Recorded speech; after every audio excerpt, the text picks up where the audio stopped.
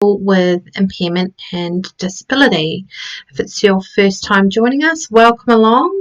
This isn't the usual space that we do it in, but I'm working from home at the moment. But I welcome you all tonight to the part 1 of the 6-part webinar series. So I'm Lisa and I will be going over the webinars with you. First off, we will do an acknowledgement of country. 30-foot drop acknowledges the traditional owners of country throughout Australia and recognises their continuing connection to land, waters and the community. We pay our respects to the Indigenous people, their cultures and beliefs, to the elders both past and present. 30-foot drop funding. 30-foot drop would like to acknowledge the Department of Communities Disability Services for funding this and many other initiatives. Without their support, so many projects such as Two Wise Monkeys wouldn't see the light of day and would be much more poorer for it as a community. So we thank them very much for the funding. This workshop is part of the Realities and Advantages of an Access and Inclusion Grant awarded to 30-foot drop as part of a Linkages, Information and Capacity Building Grant for 2018 and 2019. Let's now go over some housekeeping and how we run the webinars. So if you are watching from the platforms Facebook or YouTube, unfortunately we don't have all the resources to monitor those live. So if you do have a message for me, please head to the link below, which is www.30footdrop.com.au/live. So jump in there if you've got any questions for me and you can send me a direct message through there. We'll be covering a lot of information in a short period of time, so we ask attendees to try and minimise any distractions. That also includes me. My kids are out there, they may distract me, hopefully not, fingers crossed.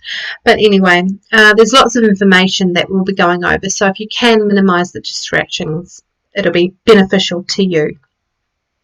And make sure that if you talk about 30-foot drop that you tag us in what you talk about. We'd love to be involved, because the more information we can share and tag and get out there, the more changes will be made and the more we're going to be heard. And if you know anyone that may benefit from our webinars, please let them know. They can register for each webinar and get reminders as to when it's going to be starting. Each session is recorded live, so with that recording you can then go back and re-watch anything if you wanted to go over anything. And all of the research that we speak about is all available to greater detail on our website. So you can head over to the website, which is the link below, and look up resources and you can find out more information. At the end of the webinar, we do have a short survey that would really be grateful if you guys could fill that out before you go.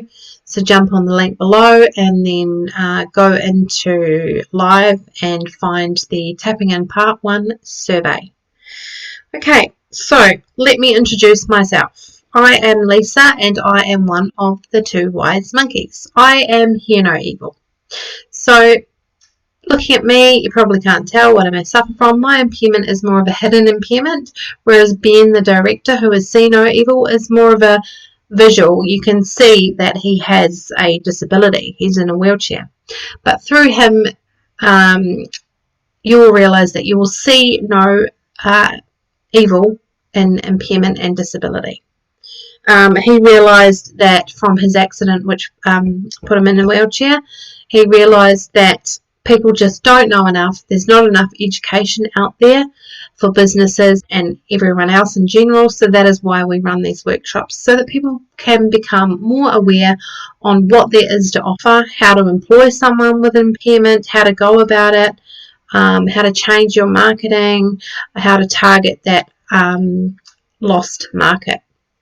So with me, back 30-something years ago, I was born 10 weeks premature. And with premature births, depending on how early you are, there can be complications. So at the age of 8, I was diagnosed with mild dyslexia. 10 Teachers used to hit me on the head, read out my low marks, yell at me in front of my classmates. What's wrong with you? Why don't you understand? Making me feel completely dumb and unworthy, as it would. But, you know, despite these challenges growing up, I was determined to prove these teachers wrong, determined to succeed, and probably very stubborn. But, you know, school was hard, I'm not going to lie, and anyone out there suffering from dyslexia or a learning disability, it's bloody tough. It is hard. It is really, really hard, and I had to do extra work before school, and I think sometimes after school, which I hated. I just wanted to be with my friends. Couldn't understand why none of my friends had to do it, and, you know, all of that. So if you're watching and you do have an impairment which stops you from learning, like dyslexia, you will understand me completely. And if you know someone, then try and have a bit more sympathy for how they're feeling, because it is not nice. It is not nice to do more than what you have to do at school. So that is me. And at the age of 13, though, I realised that I actually was okay. I was good at something, and that was art and photography. So, you know, I got in the 90s at school for my photography and art, so really high, good scores. So I used that, and I travelled around the world with it. I've got an arts diploma. I've also got a picture framing diploma where I can work with fine art, artwork and restoration. I've worked in galleries all around the world. I've helped organise exhibitions, been a manager of art galleries, done the marketing, the catering, all of that stuff to do with having an exhibition and art gallery stuff. So I'm here to tell you that don't worry if you're not the most amazing speller or the most amazing mathematician. You will have something that you are good at, and it's just a matter of finding that and going with it. Once you find it, you will feel so much better, because who cares about the rest? It doesn't matter if you're not amazing at everything. Nobody is. Nobody's perfect. So that is us. That is the monkeys. When you look at the monkeys, isn't there supposed to be 3 monkeys? There's see no evil, there's hear no evil, and there's speak no evil. So who is speak no evil? I'm going to ask you guys. Who is the 3rd monkey? Yes, it is you. The aim of today's workshop is to turn you into a wise monkey.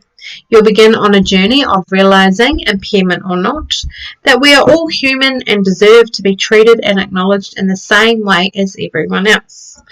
So, such an important message, especially for this time and day and age.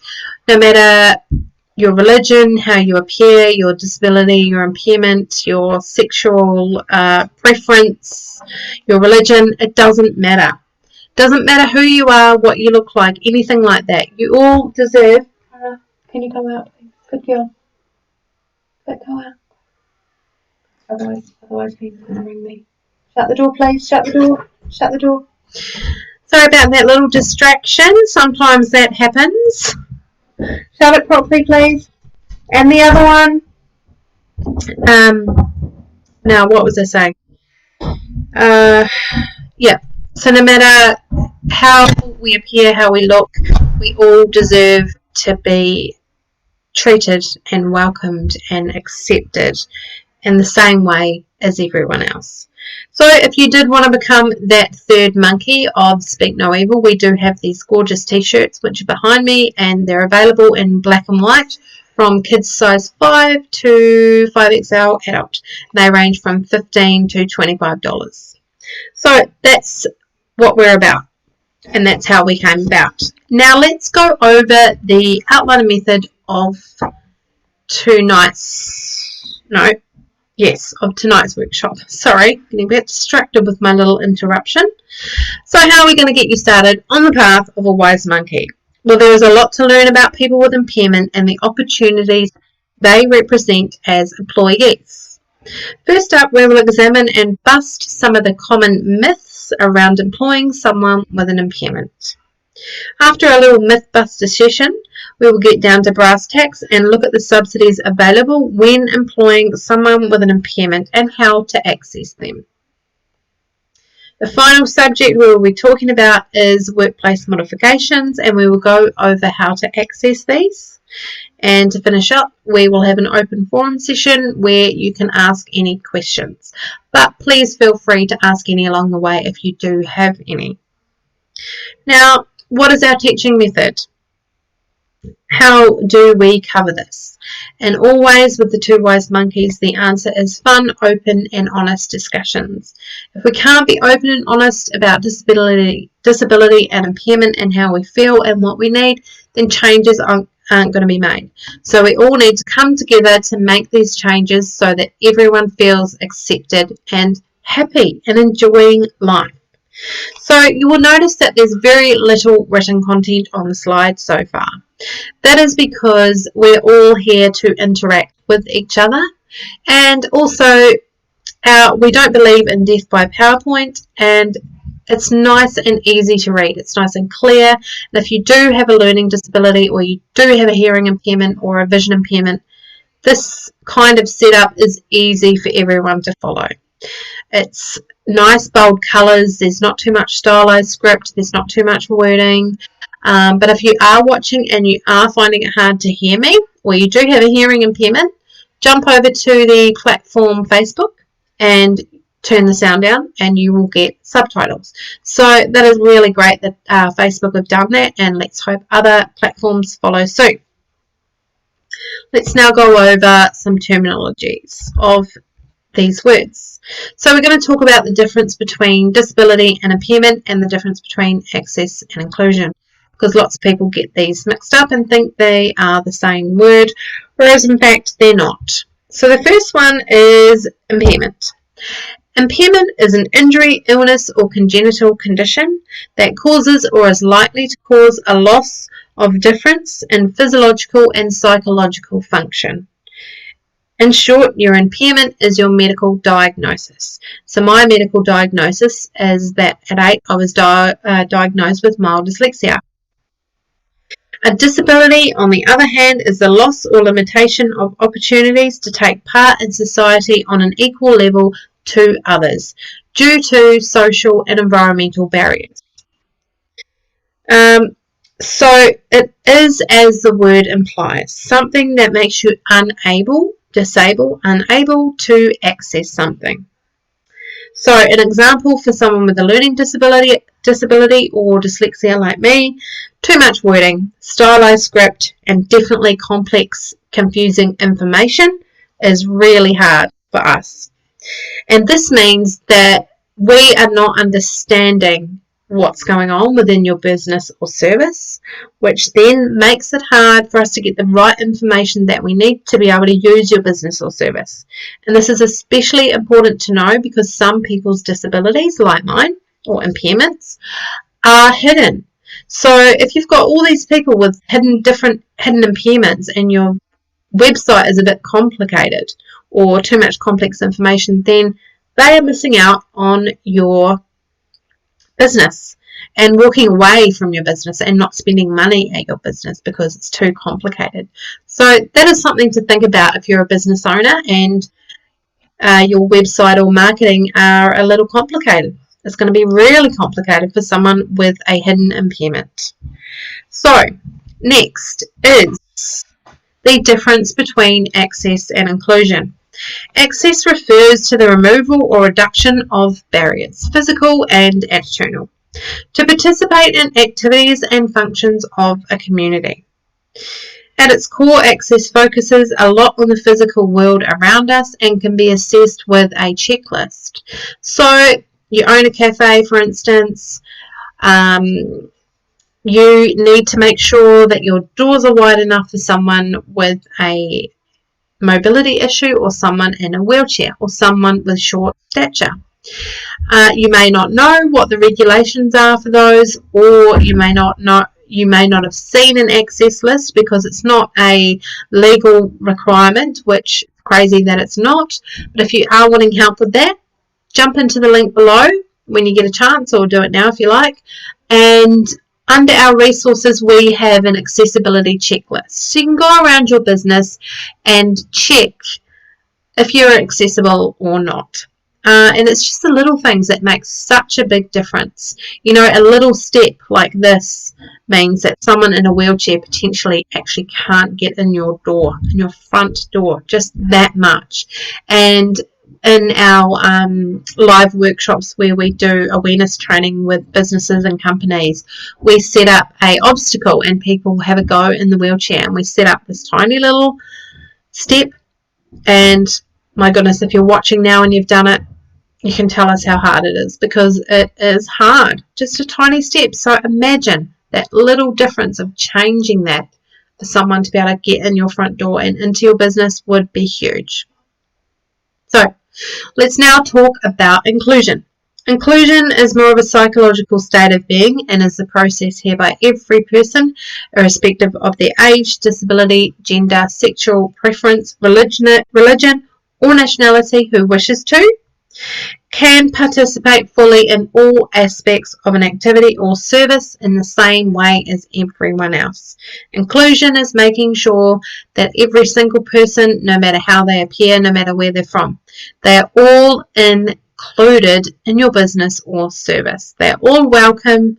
There's no blockages or barriers. So those are the words that we like to discuss and clear up with you guys. If you do have any questions, please jump onto the question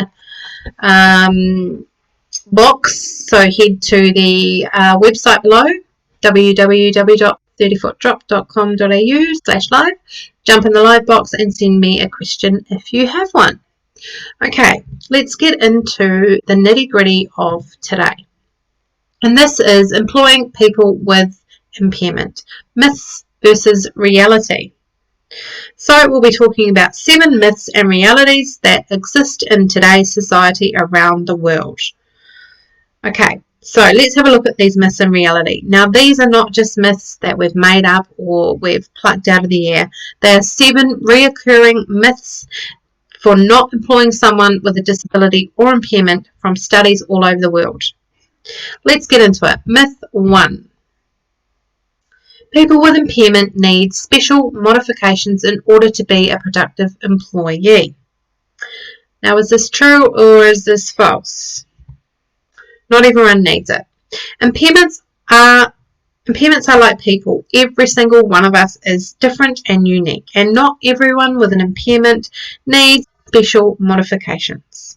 Our advice is to ask your potential employee and find out what it is they do or don't need. Don't just presume that you know what they're going to need. Ask them first. Ben, my boss, readily admits that getting adaptations for impairments are expensive. Wheelchairs can cost $20,000 plus, cars can cost $50,000 plus, but the thing is, most of the time someone with these impairments have already got those things. So you're not going to have to pay for those things. And that's because they use it in day-to-day use. If an employee with an impairment does need a modification, they are often easy to work with and inexpensive. There is also a good chance that this person has come up against this before and will know the good way to fix it and work around it.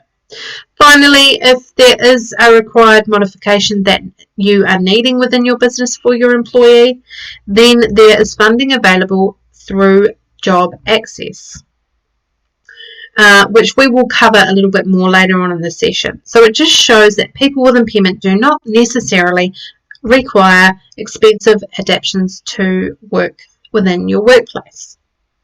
Okay, now that is myth 1. Let's get on to myth 2. People with impairment are frequently absent from work. The opposite is true. According to the Disability Investment Group, The Way Forward, a new disability policy framework for Australia in 2009, stated that 86% of employees with an impairment have the same or superior attendance than other workers. Superior attendance. What is that saying? Studies also show that they have a reduced turnover rate, which means less onboarding costs for you and your business, meaning you actually save money. I bet most of you didn't know that. Why is this the case? Well, studies show that people who have a disability or impairment have an unemployment rate that is double the rest of society. Double. Not cool. So for people with a disability or impairment, it takes them twice as long to land a job. And that's horrible. One of Ben's friends actually applied for 183 jobs before landing a job. Now, I don't know about you guys, but that takes patience and courage. And 183 times, that would have taken years to get that job. That's not a nice feeling. But due to this difficulty getting a job, due to the difficulty getting employment, people with a disability or impairment view the job as a success and as a privilege, not as a right, and will go the extra mile to keep that job. And fair enough too. Myth 3. People with impairment are only suited to unskilled work. Massively untrue. People with impairment have a range of skills and abilities. The Australian Bureau of Statistics reported that in 2012 that 19.9% of working age people with impairments who were employed worked as professionals. 14.1% worked as clerical and administrative workers. 15.2% worked as technicians and tradies. 11.6% ran their own business from home, and 33.7% worked from home. So it just shows that you can't just assume that someone with a disability or impairment is unable to do the job or work. They are that they can't do what you're looking for. They can't do what they're looking for because they can, because it just shows in these stats. And I'm sure that if there was one done now, those percentages would be a lot higher, because this was obviously done in 2012 and it's now 2020. So those percentages would be probably a lot higher nowadays. So they're going to do anything to keep the job, because it is so hard to get that job. And we can show you how to employ these wonderful people in our webinar tomorrow. Okay, myth 4. My workers' compensation premiums and safety incidences will go up. Ridiculous and not true. Employing someone with an impairment does not affect your premiums. Insurance underwriters look at the incidence history of the workplace and workers' compensation, not the number of people with an impairment working at your workplace. Further to that, studies have shown that employees with an impairment are 6 times less likely to have a WHS incident and are less likely to lodge a workers' compensation claim, which will lower your business insurance. It is thought the reason for this can be attributed to the difficulty many people with an impairment or disability are having finding a job. If you find it hard to get employment, you're not going to break the rules and cut corners. You are going to do the right thing, because you don't want to apply for 183 jobs again. So people with disability and impairment are going to do the right thing, and probably will be your best workers within your business, because they really want that job and they really want to be there, and they've worked hard to be there. So think about it. Now, myth 5. People with impairment are less productive. Not true. Studies have shown that when matched with a job that is within their ability, people with impairment are just as productive as any other employees. Coupled with a reduced absenteeism, reduced WHS and workers' compensation, and increased retention makes sense. And people whose productivity is significantly reduced as a result of an impairment may like to consider the supported wage system. So with the supported wage system, eligible people with an impairment can access a reliable process of productivity-based wage assessment to determine fair pay for fair work, which we will go over a little bit more later on in the session. Myth 6. Workers with impairment will not fit into the workplace. True, not true, true, not true, not true. In most cases, co-worker acceptance comes with awareness and observing that workers are competent and efficient in their jobs, regardless of their impairment. People with impairment make up to 20% of the Australian population, and the likelihood of clients and co-workers having a relative or friend with an impairment is high. Studies show that the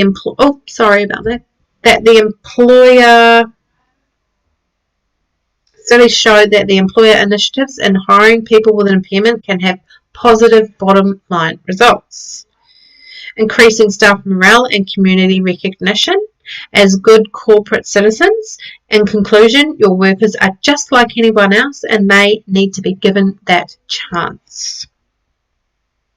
Myth 7. Now myth 7. If they don't work out, I cannot discipline or fire them. Not true. Employing someone with an impairment is the same as any other worker. You must establish clear performance expectations from the start, and if they are unable or unwilling to do the job, you can take further action as normal.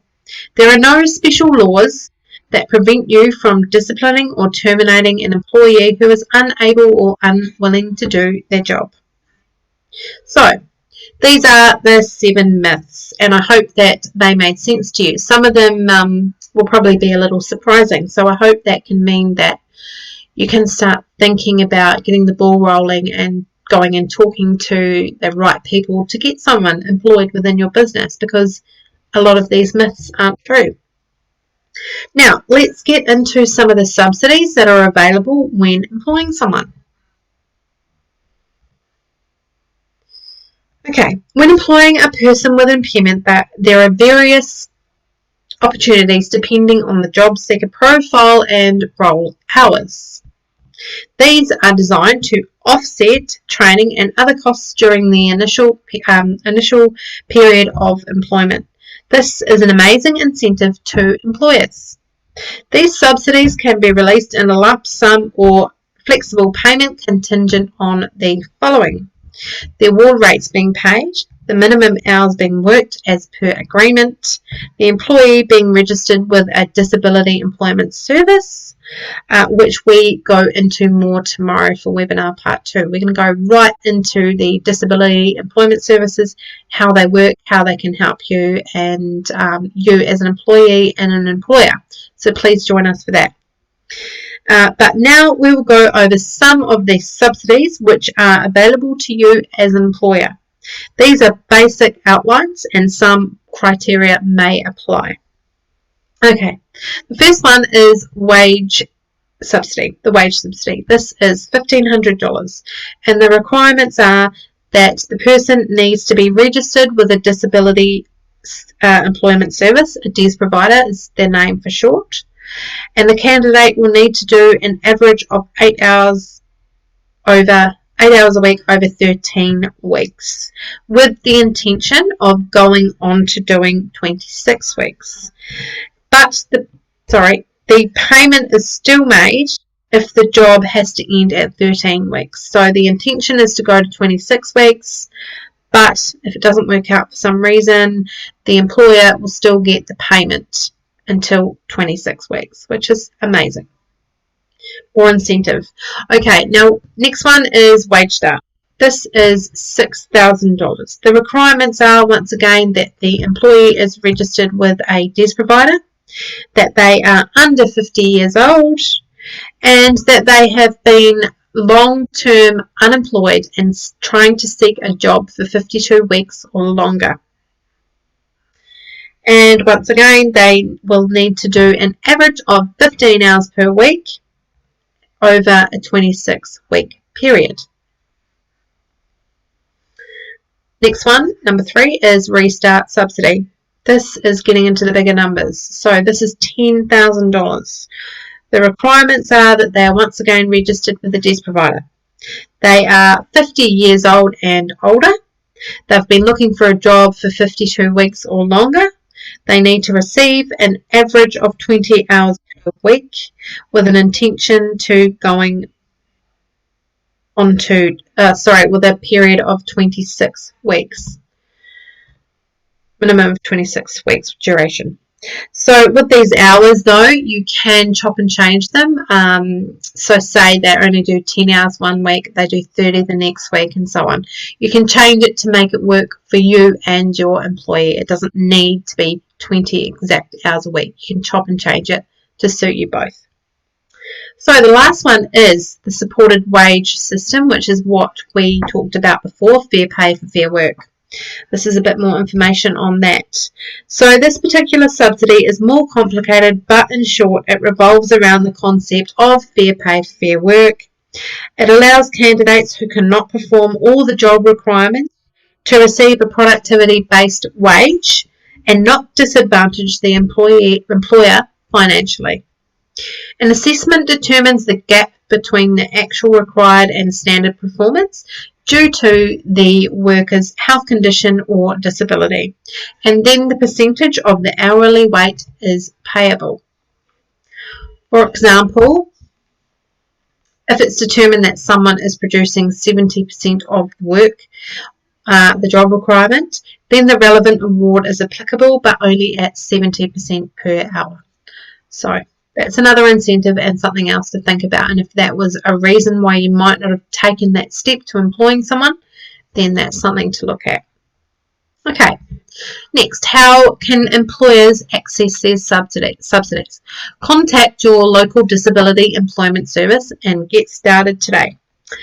We'll be discussing the disability employment service providers, like I said, tomorrow in the next webinar, so please join us for more information then. Now, let's talk about what is Job Access. Job Access is the national hub for workplace and employment information for people with disability, employers and service providers in Australia. This is funded by the Employment Assistance Fund, which is funded by the government. They offer financial assistance for workplace modifications that assist people with a disability to gain meaningful employment.